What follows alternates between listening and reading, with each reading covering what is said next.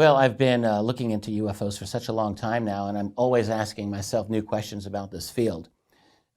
Just lately, I've been looking at revisiting the extraterrestrial hypothesis. And for anyone who's followed this subject, they realize that the ETH, as it's often called, is probably the most widely discussed possibility. When we think of UFOs, we think of extraterrestrials frequently. And I would say actually not for bad reasons. But thinking over the long history of this idea, it's obvious that there are many, many other competing theories as to what really the UFO phenomenon is. So I'll be talking about this. I've done this in a couple of lectures lately, and I'll be discussing it tomorrow at this particular conference. But basically, I think, for most of the 20th century, we were predisposed to think about extraterrestrials. Let me put it this way. Go back into like our science fiction of the 19th and 20th century, like H.G. Wells' War of the Worlds, or even like the Buck Rogers comic strips of the 1930s and 40s. Human beings, what was our great frontier at that time? It was flight. We had just learned to fly in 1903. So the sky was our frontier, and then beyond that, space. So I think humans, we were predisposed to be thinking of flight as our latest frontier. And then in the 1940s, we become aware of this phenomenon we called flying saucers at the time. And so I don't think it was a stretch for people to wonder, flying saucers, well, we have airplanes, but this seems like the step beyond. So this is probably our means of space travel.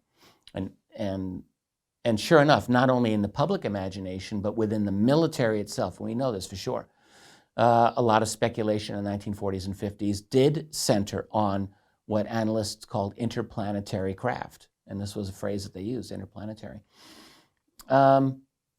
And what we found, though, is that as the 1960s and 1970s came along, there were people looking at the UFO phenomenon thinking, seems a little bit too strange for it simply to be something as simple as extraterrestrial visitors. There are researchers like Jacques Vallée and John Keel, in particular, who talked about other very highly strange aspects of this phenomenon. I mean, Vallée was talking about how it really did appear that what we now see as UFOs, that ancient people talked about in other terms, like fairies of olden times.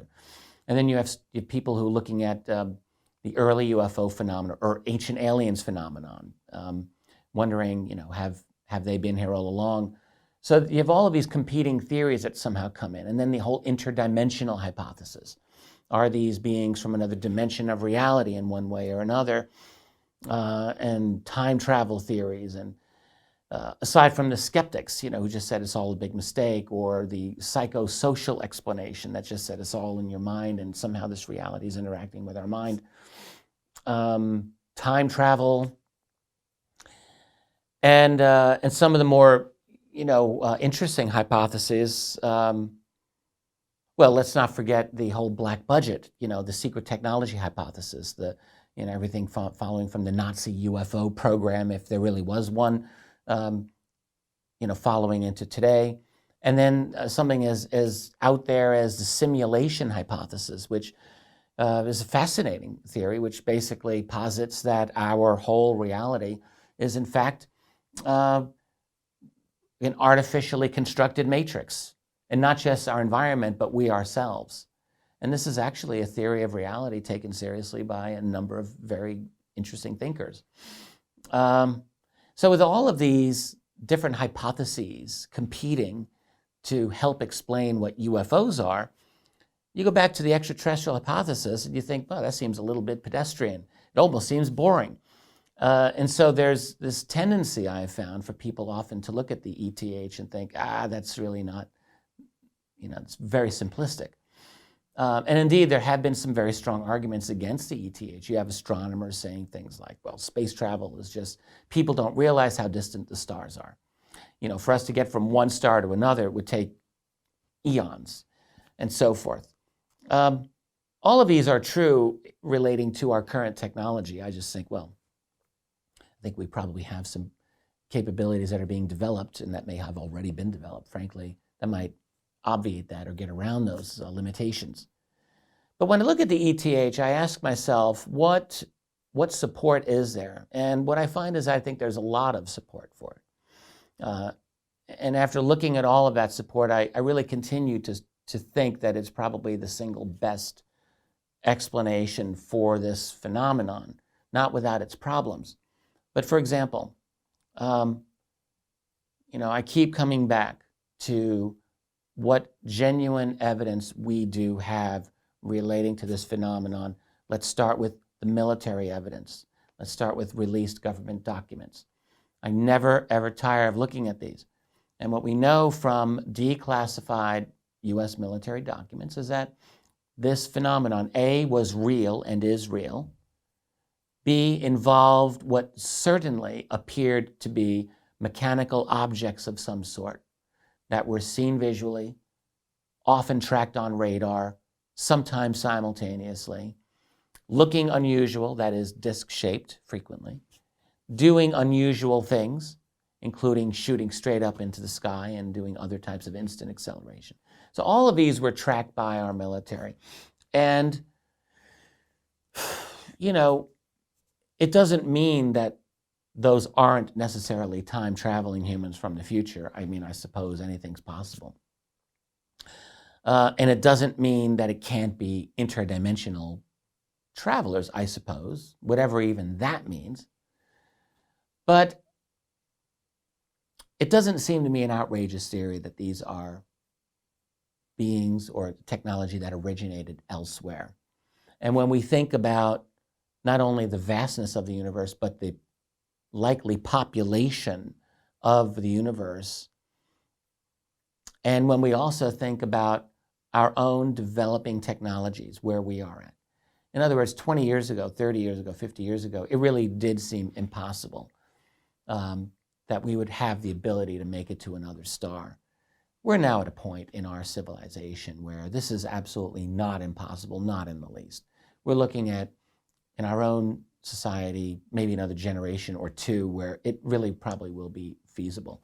Think about our advances in quantum computing. Think of our advances in just computing in general, in artificial intelligence, and so many other sciences that will, in my view, make it very likely that we'll have some breakthroughs. We've already gotten the mathematics of warp drive down. Miguel Alcubierre, 2 decades ago, came up with it. The math is good.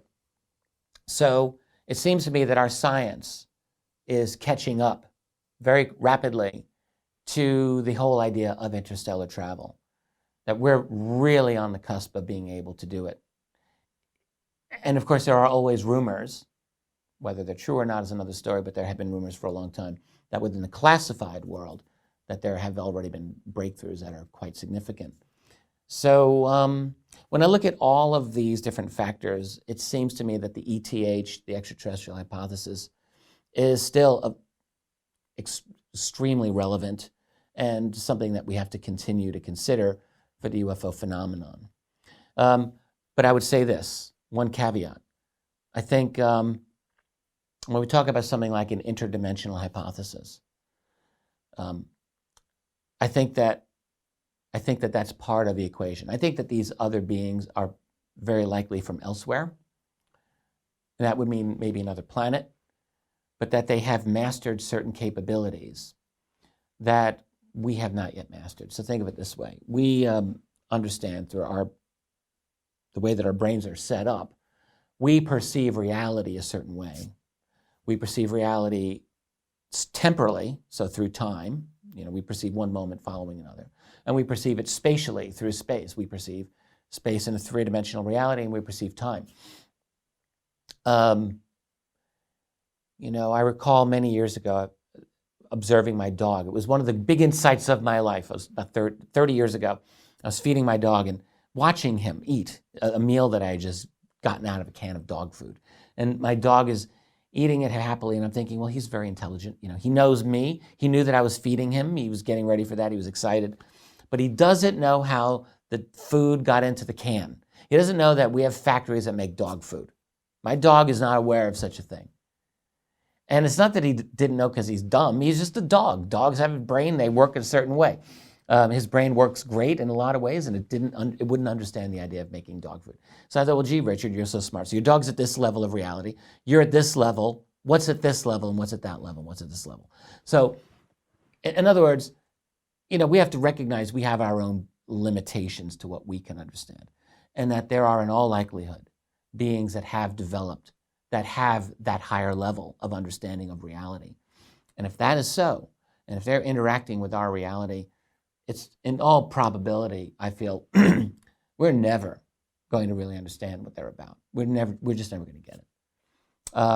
One of my friends and colleagues, Michael Cleland, who just recently published a great book as well, but I think he put it best. He said, for us to try to understand these other beings, it would be like dogs getting together to have a conference to discuss what human beings do when they get out of their driveway and go to work. Like, dogs don't really know where we go when we leave the house because they're dogs. We love them, but they're just not going to understand. So you imagine the absurdity, right, of dogs having conferences. What do our people do when they go off when they leave the house? And we might just be in a similar situation. So when I talk about the extraterrestrial hypothesis, I think that is still a very strong likelihood, but I also think we need to look at other elements of this. This is not a simple extraterrestrial hypothesis. I think these other beings have exceptionally well-developed mental capacity and probably an ability to perceive space and time in ways that we're probably just never going to get. And that's why I think at times they appear to come into and leave our reality. Maybe they're just cloaking themselves in a certain way. I mean, all kinds of possibilities. But my feeling about this is that we're looking at a combination of extraterrestrial beings who have the capability of manipulating our reality, of entering and leaving our reality. It's like if we're all in a fish pond, if we're fish in a pond and we live in the pond, we don't really know about life on land. We don't know that there's air above the water. We don't even know that we're in water, because we're just fish. We don't know that there's space in the sun and stars. And every once in a while, a person will come into the pond, and the fish don't really know what that is. And I think our pond is our space-time reality. And so these other things that we consider paranormal, whether they're extraterrestrial beings or other things that we're not understanding, they enter our pond, they enter our space-time reality. And, we're a little more able to understand things maybe than fish, but we still struggle, I think, to understand this reality that intrudes on us every so often it does. So, I'm of the opinion these days that we're really not likely to grasp the full enormity and the complexity of what we call UFOs. That doesn't mean we shouldn't try. I think that in the attempt to understand this greatest of mysteries,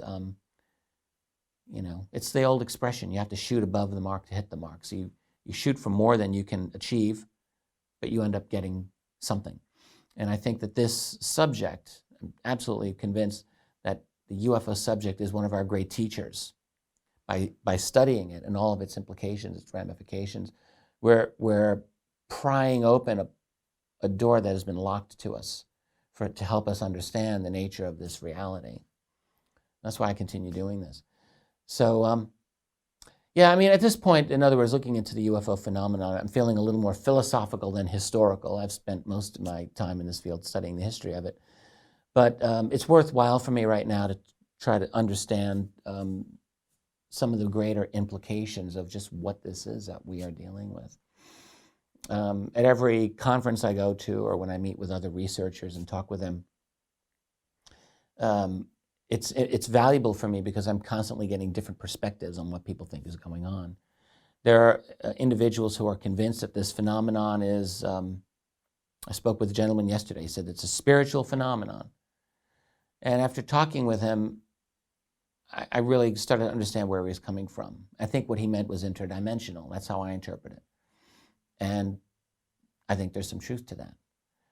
At the same time, we have to keep in mind that this is an absolutely physical phenomenon, at least at times it's absolutely physical, that involves physical craft, I think physical beings, and definite interactions with our own technology and our own infrastructure. So somehow they are entering our reality.